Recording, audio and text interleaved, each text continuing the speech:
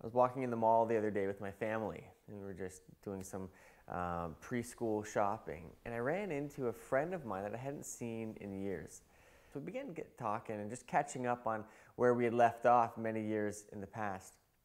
As our conversation proceeded, we began to talk about where we saw ourselves in the future.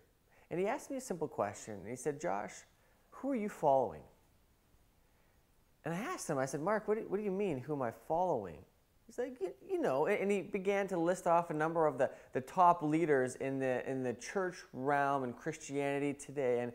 And he began to list these leaders off. And he's like, who are you following lately? And I remember thinking there, as I was standing talking with him, I thought to myself, who am I following? I want to be the kind of guy that follows Jesus. Now, there are a lot of leaders out there, and there are a lot of wonderful people with wonderful gifts and attributes.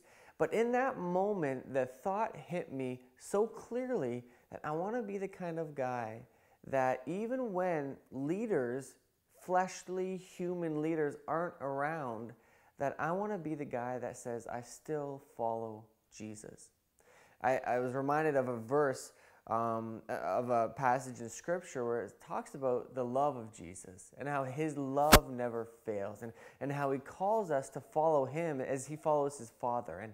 And that's the kind of model that I want to leave my kids, but it's also the kind of model that I want to leave others. I want others to see me as I follow Jesus.